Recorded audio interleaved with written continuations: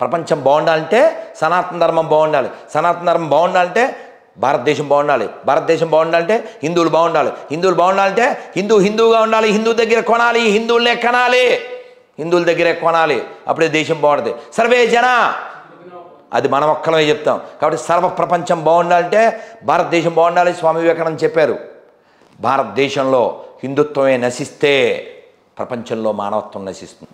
గుర్తుపెట్టుకోండి. కాబట్టి మూర్ఖంగా అన్ని మతాలు ఒకటే అని మెలికలు తిరిగే నపుంసకులారా మీకే చెప్తున్నాను, అన్ని మతాలు సమానం నిరూపించండి, 10 లక్షలు ఇస్తా. లేకపోతే చక్కగా 2 చేతులున్నాయి మూసుకుని అబద్ధాలు ఆడడం మానేయండి. స్వామి, చివరిగా ఒక తల్లి మిమ్మల్ని అడుగుమన్న ప్రశ్న. కొడుకు చనిపోయాడు, 1 నెల తర్వాత కూతురు చనిపోయింది, ఇంకో 2 నెలల తర్వాత భర్త కూడా చనిపోయాడంట. ఆ తర్వాత తను ఒంటరిగా ఉండిపోయింది. కొడుకును మర్చిపోలేక ఏడ్చి 3 నెలలు గడుస్తుంటే, కూతురు చనిపోయిన తర్వాత ఇంకో 3 నెలలు గడిస్తే, మొగుడే చనిపోయిన తర్వాత ఆమెను మొత్తం ముండలా తయారు చేశారు, ఒక మూలన పడి ఏడుస్తాను.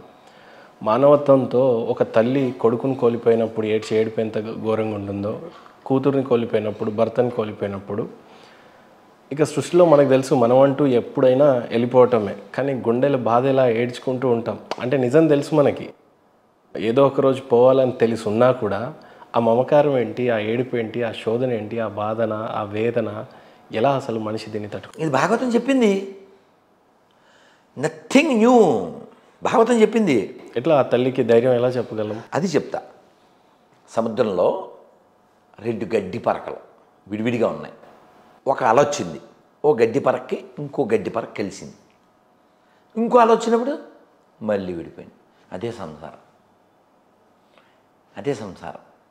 మా నాన్నగారు చెప్పేవారు, నేను అవునుకోను 40 లీటర్లు పాలు ఇచ్చింది, ఏవో తెలిసి తెలియని వయసు కదా అంటే ఆయన చెప్పారు, ఒరే ఇవన్నీ నేను చేసేసాను రా, ఇప్పుడు నువ్వు ఆ పేడ ఎత్తే ప్రోగ్రాంలు ఏం చేయకు, చదువుకో అని ఆయన ఒక మాట చెప్పారు. ఏంటిది? ఏమిటంటే రుణానుబంధ రూపేణ పశుపత్ని సుతాలయ. ఆయన పెద్ద డిగ్రీలు చేయలేదు మా నాన్నగారు, 8th, కానీ ఆయనకి ఫెయిత్ ఉంది, దానికి తగ్గట్టు ఆయన జీవించారు. రుణానుబంధ రూపేణ పశుపత్ని సుతాలయ. పశువులు పెంచాలి, నేను పెంచేశాను, నేను పడ్డాను రా, మీరేం అక్కర్లేదు అని చెప్పారు. రుణం ఉంటేనే పశువుల్ని పెంచడం, కానీ రుణం ఉంటేనే భార్య పిల్లలు ఇవన్నీ ఉంటాయి. రుణం ఉన్నంతసేపే ఉంటాయి. అందుకనే మీరు పాత సినిమాలో చూడండి ఎంత మెసేజ్ ఉంటుందో. బూకేల సినిమాలో ఆఖరిలో గణపతి వస్తాడు, ఏమంటాడు? ఈ మేని 3 నాళ్ళ ముచ్చటేరా, మిత్తి వెన్నంటి ఉంటే ఎరుగవేరా, ఎంతలోనే మానవ అంత మారు పేలరా, ఐశ్వర్య దాస్యంబు మానుకోరా. హై హై మిత్తి వెనకేరా అంటే వడ్డీ, మృత్యువు. మిత్తి అంటే మృత్యువు వెనకాలే ఉంది. నిత్యం సన్నిహితో మృత్యు కర్తవ్యం ధర్మసంగ. రేపు లేస్తావా నువ్వు? గ్యారెంటీ ఉందా? ఏదో స్కెచ్ చేస్తుంటావు. నేను కూడా పడుకుంటానా ఇప్పుడు ఇంటికి పడుకుని ఏం లెక్కలేస్తాను? రేపు లేచాక స్నానం చేశాక రైట్ పూజ హోమం పూలు తెమ్మని చెప్పాలి, రైట్. ఆ తర్వాత నైవేద్యాన్ని పండ్లు లేవు తెమ్మని చెప్పాలి. ఇలా ఆలోచిస్తూ పడుకుంటాను, రేపు ఏం చేయాలని ఆలోచిస్తూ. అంటే ఎవరి గురించి ఈ పనులు ఏమన్నీ, ఈ పండ్లు పూలు హోమం దేనికి సంబంధించింది? అయినా సరే మనం ఉంటామనే గ్యారెంటీ ఉండదు. ఉంటే ఆ పని చేస్తావు, లేకపోతే ఆలోచనతో పోతావు, మంచిదేగా. ఇంక సొంతం ఏమి లేదు కదా నాన్న. కానీ అంత ఆవేదనని ఒక మనిషి ఎలా జీర్ణించుకోగలడు? ఆ తల్లికి ఆవేదన దేనికి? బంధం వలన కదా నాన్న. బంధం ఎవరితో ఉండాలి? మనకి ఎప్పుడు ఉండే వాళ్ళతో ఉండాలి. మనం ఇదంతా ఉంటుంది అనుకుంటాం. అందుకని ఒక్క మొక్కలో ఉపనిషత్తు చెప్పింది, ఏం చెప్పింది? యదృశ్యం తన్నశ్యం. ఏంటి? కనబడుతుంది కనబడదు, కనబడుతుంది కానీ కనబడదు. మనం చెప్పాను కదా, రైల్లో తల్లి బోరుని ఏడుస్తుంది. మా అమ్మ కూడా అలాగే ఏడిచింది, కానీ మా అమ్మ లేదు, ఇప్పుడు వెళ్ళిపోయింది, కాలం తీసుకుపోయింది. మా అమ్మ అలా బోరుని ఏడిచింది. మా నాన్న వెళ్ళిపోతే పంపించారా మీ నాన్నని అంది. ఏం చేద్దాం? ఎక్కడికి వెళ్ళారు తెలియదు. కాబట్టే మనం జ్ఞానంతో వైరాగ్యంతో జీవించాలి. అందుకే ఎప్పుడన్నా దీవెనిస్తే మంచి దీవెన ఏంటి చెప్పండి? భక్తి జ్ఞాన వైరాగ్య ప్రాప్తిరస్తు. ఇది కదా, ఇదే దీవెన, బెస్ట్ దీవెన. భక్తి ఉంటే నీ శక్తి ఉంటుంది, జ్ఞానం ఉంటే నీకు ఓహ్ ఇదంతా ఉండదు, ఇదంతా కూలిపోయేదే, కాలిపోయేదే, ఇది కూలిపోద్ది, ఇది కూలిపోద్ది, ఇది కాలిపోద్ది, ఇది కాలిపోద్ది, ఇదంతా అశాశ్వతం, ఇది నాది. ఇప్పుడు ఈ కుర్చీ బాగుందా, చైర్ బాగుందా, ఎర్రరెడ్డి బాగుందా, వెళ్ళేటప్పుడు ఆటో పిలుద్దామా, వేసిపోదామా? అసలు ఆలోచన రాదుగా, ఎందుకంటే మాది కాదుగా. కరెక్ట్, బాగా చెప్పారు. ఇది మంచి కుర్చీ అయితే ఇప్పుడు వెళ్ళేటప్పుడు ఆటో అనం కదా, ఎందుకన్నా మాది కాదు. ఇది మాది కానప్పుడు ఇది మాది ఎలా అవుద్ది? అది కూడా మంది కాదు. నీ ఎదవ పెత్తనాలు, నీ ఆరాటాలు, పోరాటాలు కదా. Temporary life, temporary life. ఇంత టెంపరీ ఎందుకండి బాబు? ముష్టి పుస్తకం కోసం, ఏదో 2 అక్షరాల కోసం, దానికి వ్యతిరేకిస్తాం. Temporary life. దేవుడు లేడు నీ నీ నీ వాదన. So what's problem? ఆ దేవుడు ఉన్నాడు, ప్రాబ్లం ఏం లేదు. దేవుడు లేడన్న ప్రాబ్లం లేదు, దేవుడు ఉన్నాడన్న ప్రాబ్లం. ప్రాబ్లం ఏంటి? నేనే దేవుడినే, ప్రాబ్లం. నేను నమ్మినోడు దేవుడు, ప్రాబ్లం. దాన్ని మనం వ్యతిరేకించాలి. ప్రపంచానికి ప్రమాదం కిందన కొన్ని లక్షల మందిని నీ ముష్టి పుస్తకం కోసం చంపేస్తావా? ఎందుకు వ్యతిరేకించాలి? సెక్యులరిజం దేశానికి ప్రమాదం, ఎడారి మతాలు ప్రపంచానికి ప్రమాదం. అందుకని ఈ ప్రపంచాన్ని రక్షించుకుందాం. ఉన్నన్నాళ్ళు ఈ మనస్సుకి మీరు ఇందాక అడిగారు, ఇది 100 చెప్పుద్ది, ఇది 1,00,000 చెప్పుద్ది. అందుకని దాన్ని నోరు మూయి జపం చేసుకోవాలి. నువ్వు నోరు మూయి హోమం చేసుకోవాలి. బాడీ లోపల ఆత్మ అనేది ఉంటుంది అనేది నిజమా స్వామి? అది ఉంటేనే ఇన్ని మాటలు. రైట్. ఇంతమంది చనిపోతున్నాం కదా, భూమి ఎప్పుడో పుట్టినప్పటి నుంచి మనుషులం ఉన్నాం కదా, వీళ్ళందరినీ పరిస్తే ఈ భూమి కూడా సరిపోదేమో, ఇన్ని ఆత్మలు ఉన్నాయి. అలా ఉండదు కదా. ఎవరు కాపాడుతున్నారు? నీకు అర్థం కాదు. నువ్వు అక్కడ కూర్చున్నావా? నువ్వు అక్కడ లేచి వెళ్ళిన తర్వాత ఖాళీ కదా, అది ఖాళీ. ఇంకో చోట కూర్చున్నావు. ఇంకా అర్థమయ్యేలా చెప్తాను. ఇప్పుడు ఈ భూమి మీద కొన్ని కోట్ల గ్యాలన్ల, మిలియన్ ట్రిలియన్స్ గ్యాలన్ల నీళ్లు ఉన్నాయి. నువ్వు ఇక్కడ బాత్రూంలో ఒక 5 బకెట్లు నీళ్ళు వాడావు. ఇక్కడి నుంచి నువ్వు విశాఖపట్నం వెళ్ళావు, అక్కడ 5 బకెట్ల నీళ్ళు వాడావు. భూమి మీదేగా ఈ 5 బకెట్ల నీళ్ళు ఎక్కడ వాడాలని అక్కడ వాడావు, అంతే. అలాగా ఈ సెట్ ఆఫ్ పీపుల్ ఈ రూపంలో ఇక్కడ ఉన్నావు, ఇక్కడ లేకపోతే ఇంకో రూపంలో ఉంటావు. అంటే నువ్వు ఇది భగవద్గీత చెప్పింది. భగవద్గీతలో 4వ అధ్యాయంలో స్వామి చెప్తాడు, నువ్వు నేను ఎప్పుడూ ఉన్నాం. అంటే పోయిన వాళ్ళు మళ్ళీ తిరిగి వస్తాం, మళ్ళీ ఇదేనా? అదే చెప్తుంది భగవద్గీత చదవాలి. అందుకే భగవద్గీత, నాన్న అర్జున, నువ్వు నేను ఎప్పుడూ ఉన్నాం, కానీ నీది గుర్తుండదు. నాకు నువ్వు తెలుసు, నేను తెలుసు. సో అల్టిమేట్గా ఆత్మ అంటే ఏంటి? ఇప్పుడు ఆత్మ అంటే ఏంటి? శాశ్వతమైన. పోతున్నాము, ఎక్కడికి పోతుంది? ఆత్మ ఎక్కడికి? దాని డెస్టినేషను. ఇప్పుడు మా డెస్టినేషన్ మాకు తెలుసు. నీ డెస్టినేషన్ నువ్వు ఫార్చునర్ ఎక్కి వెళ్తావు, మేము ఏదో మామూలు ఏదో ఎక్కి వెళ్తాం.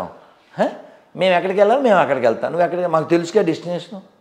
అలా ఈ మనసు ముందే తయారు చేసుకుంటుందిగా. ఇప్పుడు నా డెస్టినేషను ఈ శరీరం వదిలేస్తే భగవంతుడి దగ్గరికి వెళ్ళాలి. వెళ్ళడం కోసం జపం చేస్తాను, లెక్చర్ వింటాను. మీకు తెలుసా, సెల్ ఫోన్ పెట్టుకునో, ఓ బాక్స్ పెట్టుకునో, స్నానం చేస్తూ, పళ్ళు తోముకుంటూ, గడ్డం గీసుకుంటూ అన్ని వింటూనే చేస్తాను.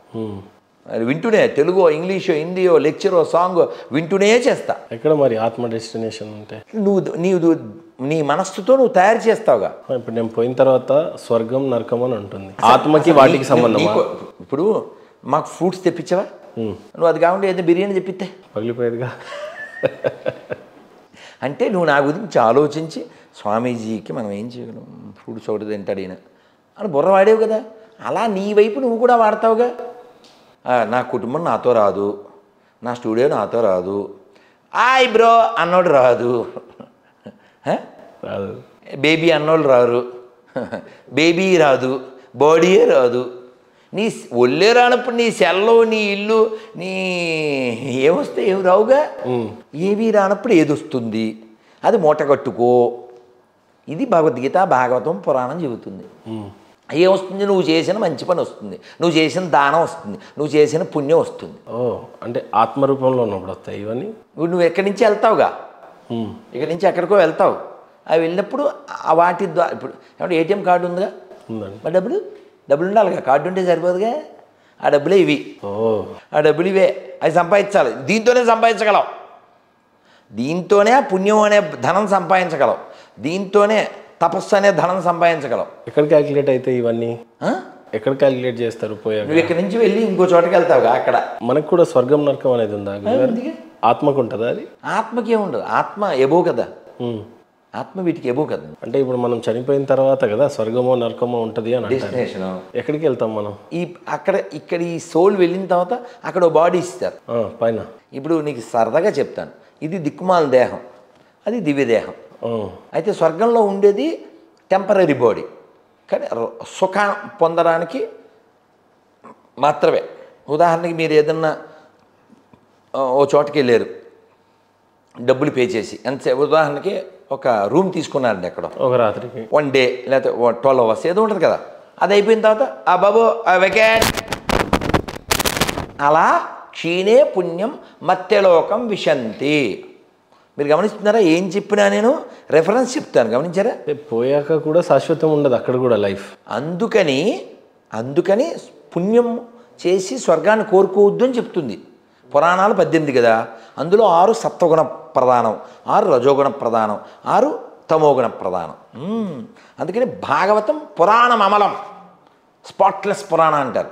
అందుకే భాగవతాన్ని చదివి దాన్ని ఫాలో అయిపోయి ధ్రువుడి లాంటి లోకానికి వెళ్ళాలి, ఆ లోకం నాది, మీరు రండి అని చెప్తున్నాడు కృష్ణుడు. అక్కడ ఎలా ఉంటుంది? న తద్భాసయతే సూర్యో న శశాంకో న పావకః యద్గత్వానా నివర్తంతే తద్ధామ పరమం మమ. అక్కడ కరెంటుతో పని లేదు, సూర్యుడితో పని లేదు, చంద్రుడితో పని లేదు, కేవలం ఆనందమే. ఆ లోకానికి మనం వెళ్ళాలి. ఆ వెళ్ళడం కోసం ఈ శరీరాన్ని వాడాలి తప్ప, అంతేగాని ఈ శరీరంలో ఉన్న ప్రతి అంగాన్ని వాడేస్తాను. స్వర్గంలో అంత బాగుంటాయి స్వామి, నరకం గురించి కూడా చెప్పండి. నరకం అక్కడ యాతనా శరీరం అని ఒకటి ఇస్తారు. అదే నిన్ను అదే అపరిచిత సినిమా అది చూపిస్తారు. నువ్వు అన్నీ అనుభవించాలి కానీ సాగు ఉండదు. ఇక్కడైతే నిన్ను కత్తితో నరికిన చచ్చిపోతావు. అంటే ఇది నిజమే గురుగారు, పుణ్యం చేస్తే స్వర్గానికి పోతాం, పాపం చేస్తే నరకానికి పోతాం. మనం సినిమాల్లో యమలోకం పైన చూపిస్తారు, శాస్త్రం అది కాదు.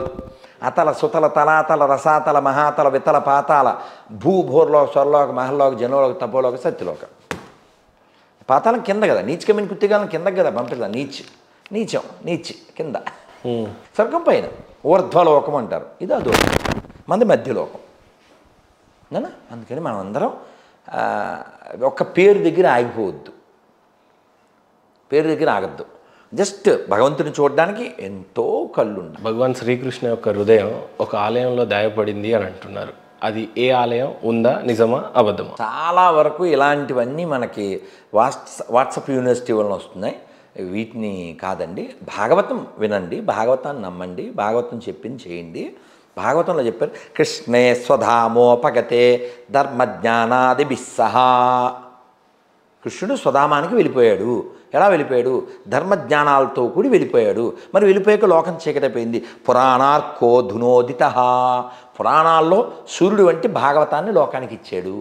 అందుకని ఇవన్నీ వద్దు నాన్న, కేవలం నామం చేయండి బాగుపడతారని మధ్వాచార్య, శంకరాచార్య, రామానుజాచార్య, అన్నమాచార్య, రామదాసు, కనకదాసు, సూర్యదాసు, రవిదాసు, తులసీదాసు, నామదేవ్, జ్ఞానదేవ్, మీరాబాయి, రుక్మాబాయి, ఎంతమంది చెబితే ఇవన్నీ మానేసేసి క్వశ్చన్లు ఏమొద్దని చక్కగా హరే కృష్ణ కృష్ణ కృష్ణ హరే హరే రామ రామ రామ హరే హరే. అందుకని హరినామమే కడు ఆనందకరము మరుగవో మనసా. హర హర మహాదేవ శంభో శంకర. ఆనందంగా నామం చేయండి, ధామానికి వెళ్ళండి, కామాన్ని తొలగించుకోండి. రాధా మనోహర్ దాస్ గారి జీవిత ఆశయం ఏంటంటే ఏమంటారు? అందరూ ఆనందంగా ఉండాలి, సంతోషంగా ఉండాలి, సింపుల్గా ఉండాలి. Simple living, high thinking. ఇప్పుడు చూడండి, నేను వెళ్ళి ఏసీలు గీసీలు చాపేసుకుని అలమ పడుకుంటా, తెలుసు మీకు? అవన్నీ అక్కర్లేదు, ఫ్యాన్ కూడా వేసుకోండి, తెలుసు మీకు? కాబట్టి ఇవన్నీ ముఖ్యం కాదు సార్. దీనికి కొంచెం నీడ్స్ ఉన్నాయి, నీడ్స్ వరకు ఉంటే చాలు. ఊరికే అలా పెంచుకోవద్దు, ప్రపంచాన్ని పెంచుకోకండి, లోపల పెంచుకోండి. హై థింకింగ్ అంటే భగవంతుడి దగ్గరికి మనం వెళ్ళడానికి క్వాలిటీస్, ఆ క్వాలిటీస్ భగవద్గీతలో చెప్పారు, భాగవతంలో చెప్పారు. వాటిని పెంచుకుంటే ప్రపంచం బాగుంటుంది, మనం బాగుంటాం, శరీరం బాగుంటుంది, ఆత్మ బాగుంటుంది, ఆరోగ్యం బాగుంటుంది, అన్నీ బాగుంటాయి, ప్రకృతి బాగుంటుంది.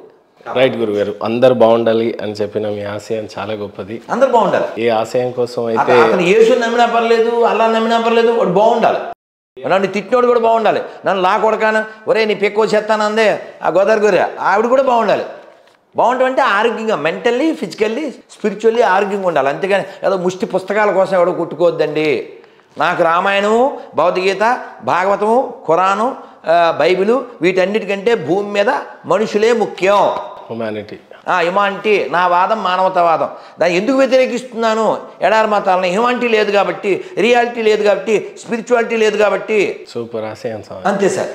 రైట్. ఏ ఆశయం కోసం అయితే గురుగారు మీరు ప్రయత్నిస్తున్నారు, ప్రయాసపడుతున్నారో అవన్నీ సిద్ధింపజేయాలని, చాలా చిన్నవాడిని మీ ముందు, అవన్నీ సిద్ధింపజేయాలని మనస్ఫూర్తిగా కోరుకుంటున్నాను. థ్యాంక్ యూ సో మచ్ గురుగారు. ఇబ్బంది పెడితే ఏం లేదు నాన్న, నువ్వు కేవలం స్వార్థం కాదు కదా నాన్న, ఇది లోకోపకారం.